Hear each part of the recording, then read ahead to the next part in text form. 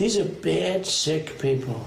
That was your coup, against you. Well, it started right at the beginning. Like when Milley's talking about, you were going to try to do a coup. No, they were trying to do that before you even were sworn in. That's right. Trying to overthrow your election. Well, with Milley, let me see that. I'll show you an example.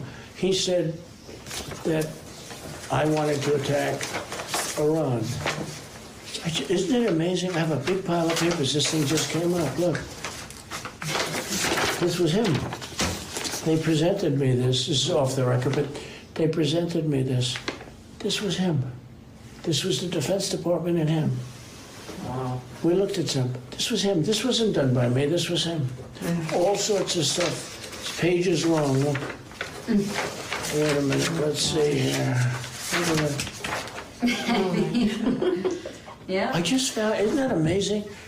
This totally wins my case, Except it is like highly confidential, secret. There's secret information. But look at this. You attack, and Hillary would print that out all the time, Private email. No, she'd send it to Anthony Weiner, the pervert. Please print. By the way, isn't that incredible? Yeah. I was just saying, because we were talking about it, and he said he wanted to attack Iran and what. These are the papers. This was done by the military, given to me. I think we can probably, right? I don't know. We'll have to see. Yeah, we'll have to try to figure out See, as president, I could have declassified it. Now I can't, but this is classified. Now we have a problem. Isn't that interesting? Yeah. It's so cool. I mean, it's so, look, here I have, and you probably almost didn't believe me, but now you believe me. No, I believe It's incredible, right? No, hey, bring some Cokes in, please. So that extraordinary recording, Mika, was turned over to Special Counsel Jack Smith's office before the indictment of Trump earlier this month. It has not been independently obtained or verified by NBC News yet.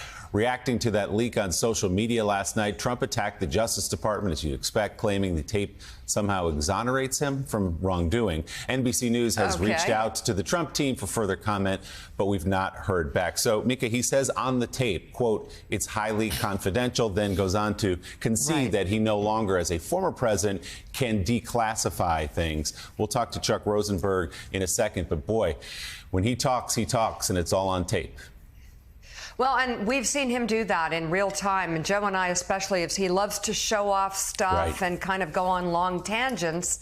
And in this case, it appears he's showing a document, and the key will be if that document perhaps can be matched up with that conversation. But just overall, let's back up for a second.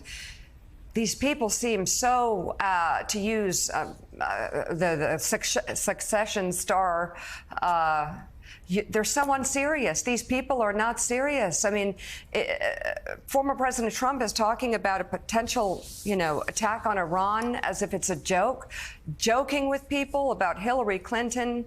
I mean, it's painful. And we've heard this many times over. This former president in action, watching him just treat our American values, our democracy, as if it was a joke. And now it's not a joke anymore for him, because this could have him in very hot water. Let's bring in former U.S. Attorney and senior FBI official Chuck Rosenberg. And Chuck, I just want to know overall what you make of this tape. Is it damning? Is it as bad as it sounds to a layman? And what do you think the defense could be of this? It is damning, Mika. And let me add another factor. There's context around the document. His words in and of themselves are damning. They presented this to me, it was from the military, essentially. I could have declassified it when I was president. I can't now. But there's also context to it. There were people in the room. At one point, Mr. Trump claimed that he wasn't waving around a classified document. He said that what he was showing at that meeting were newspaper clippings or magazine articles. But people in the room saw what was in his hand. And if there are classified document markings on the thing he was waving around, they can testify to it. So yes, the words are damning, but there's more to the story than just the words, and the witnesses will put that flesh on the bone. people should understand that these documents don't live in isolation. They live in a world with other people who are seeing and talking and understanding precisely what it is he's doing. So, Chuck, I'm just, everyone who knows Trump and the way his attorneys work is often they don't have much of a defense, so they tangle things up and push things off, create legal delays. Is there any argument to be made that our national security is at risk and that this actually needs to be accelerated? Well, I think it will be accelerated as best they can, given that they have to work, both sides in this criminal case have to work through a number of classified document issues, Mika. But to your point, there are shifting sands here. Remember, right after the FBI executed a search warrant at Mar-a-Lago, the defense was those documents were planted. Then the defense became, I'm still reviewing those documents, if they belong to me, I don't have to turn them over. Then the defense became, I declassify or can declassify documents in my brain. All those things are untrue. And the more stories you tell, the easier it becomes for the government at trial to prove your intent. If there was one story and it was true, Mika, you would tell it. When you continue to tell various stories and they change over time, I think that evinces intent. So, Chuck, I don't want to put you in the position of being on Donald Trump's defense team, but if you can imagine it for a moment, this tape is out there to go along with everything else we know and everything else we don't know, frankly, that Jack Smith, the special counsel, still has in terms of evidence. How do you prepare a defense when it's right there on tape? Yeah, it's a great question, and I'm glad you didn't actually put me on Mr. Trump's defense. I appreciate that. How do you prepare a defense? Well, look, I think there are factual defenses that he can try at trial. Some of them, however, might require him to take the stand, and that could be an uncomfortable position for Mr. Trump. And then there are legal defenses that he can take a swing at. For instance, he might challenge the decision of a district court judge in the District of Columbia who pierced the attorney-client privilege and permitted his own attorney to testify against him. You know, you take another swing at that. He may argue that he had the authority to declassify these documents, or that, in fact, he did declassify these documents while he was still president. I don't think that goes anywhere. And by the way, it is obviously undercut by what he says on the tape you played earlier, the fact that he lost the authority to declassify when he ceased being president. So, look, defense attorneys will take a swing at this factually and legally, but so far from what I'm seeing and hearing and in the indictment I read, the government seems to have a compelling case. And, John, the political lesson that Donald Trump has learned here again, has learned over the years in his short time in politics, is that just put your head down, call it a witch hunt, and your support will not only hold, but he'll gain ground on Ron DeSantis in this case, as we saw in that NBC News poll. So there's no indication he would seek a plea deal, he would agree to anything like that. He's just going to say it was a witch hunt, I've been exonerated, and plow forward. That may catch up to him this time, though. Yeah, I mean, a lot of lawyers would advise him to take that deal, but he, of course, has shown no inclination to do so. We have noted time and again his poll numbers are only going up in a Republican primary. That may be a very different story come a general election were he to be the GOP nominee. We should note he, in his Truth Social post last night, he didn't challenge the validity or the authenticity of the tape. He took a different interpretation of it, but didn't say it was fake. Charlie Sykes, let's turn to the politics of this. I mean, if you're, let's say, Ron DeSantis, who's appearing in New Hampshire today, just like Trump is, or one of the other candidates, and to this point, your message has been basically to defend Trump on this issue. Let's set aside Chris Christie. He's been on the attack. The rest of them have largely defended Trump and criticized Jack Smith instead. But here you have on tape, more or less, Donald Trump waving papers around saying, I'm committing a crime right now. Right. Isn't that the moment where it could be an opening for some of these Republicans to change their tune? Well, you would think so, right? But I mean, how many potential off-ramps have they had that they passed by? You know, you are hearing the voices like Chris Christie and Asa Hutchinson and Will Hurd, who are, you know, calling out Donald Trump and talking about this indictment. But the other candidates apparently have settled on the strategy of you know, hoping that somehow Donald Trump will implode or that Jack Smith will take care of him. Look, this will be an interesting moment. If Ron DeSantis actually wants to win this nomination, he's going going to have to eventually go at Donald Trump, but he's going to have to talk about Donald Trump's unfitness for office. So far, he has been unwilling to do that, even though he's sort of tiptoed toward it.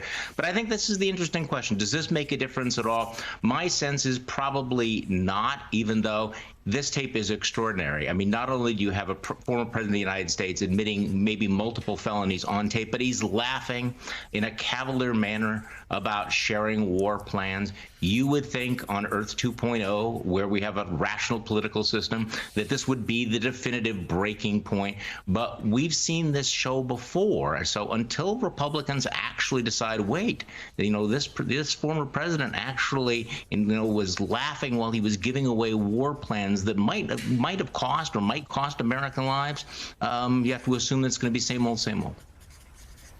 So, Jen Psaki, I'm just curious, because if you look at right-wing websites or watch certain TV channels, you will hear all about Hunter at the state dinner. I mean, you will hear Jim Jordan going on and on and on about conspiracy theories, and you won't hear as much about this. And I'm just curious, the White House obviously not going to chime in on these audio tapes or anything like that. But at the same time, how does the Biden White House make a distinction that cuts through to people that are being honestly misled? Such a good question, Mika. I don't spend too much time on right-wing websites, but I completely concur with what you're saying about what's out there and the challenge the White House has right now. I mean, for them, if you're sitting in a White House right now, you're putting your head down around all of these investigations. They're not going to comment, or that is their strategy, on the specifics of any of Trump's legal woes. And the same thing on Hunter. I think, what we saw with Hunter appearing at the state dinner was, in my suspicion, was the president, his son wanted to come, so his son's going to come to the dinner. Was that optically easier for the White House and the White House communications team? Absolutely not. But I suspect that was more in the family circumstance of him wanting to come and the president wanting to show that he loves his son and he's standing by him. What I suspect, Mika, as we watch this over the next couple of months, is they will be very quiet for the time being. But once it gets into the middle of the campaign, they're going to have to find a way, to your point, to draw that contrast, not by commenting on the specifics of a criminal investigation or the specific ups and downs of every legal development, but by drawing the morals and the values contrast, right? Of there's one president who values our national security and protects our secrets, and there's another former president candidate who doesn't. There's one who stands up for democracy and our democratic values, and there's one who doesn't. There's ways to draw the contrast without getting into the specifics, but I think we're not going to see that for a little while. Well, meanwhile, in the documents trial, Judge Aileen Cannon has scheduled a new pre-trial hearing for July 14th in the Trump documents case. The hearing comes at the request of Special Counsel Jack Smith's office, which filed a motion on Friday to discuss what classified information will be used in court and how.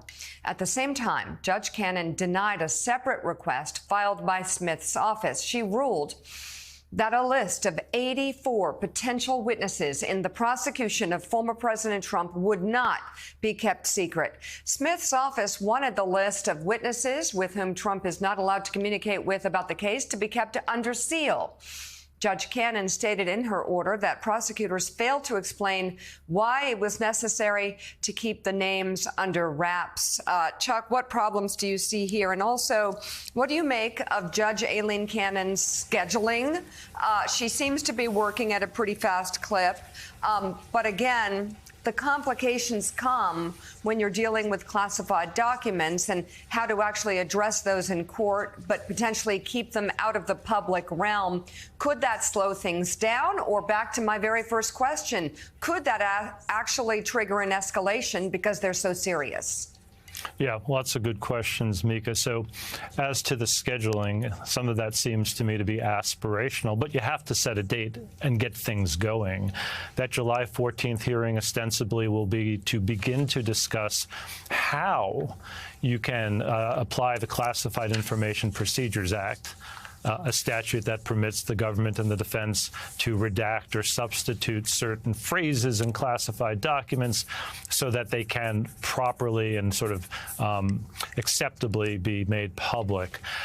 But these are aspirational dates, and I expect some of it's going to slide. Remember, the judge set an early trial date, I believe, in August, and I think there's about zero chance that that happens. There now seems to be a new trial date in December, and I think there's a very small chance that that happens. I've worked with the Classified Information Procedures Act. I can assure you that the government, in this case, reviewed within the intelligence community those documents that it wanted to charge. So the 31 documents that you see in the indictment were probably, very likely, all discussed in advance with the intelligence community. Nevertheless, the Classified Information Procedures Act can be a bit cumbersome. It's not all that complex, but it is a bit cumbersome, and it's going to take some time to work through it. So you might expect Mika to see those trial dates slide a bit. I hope the judge holds both sides to a very tight schedule. That's what this case needs. Whether or not that happens remains to be seen.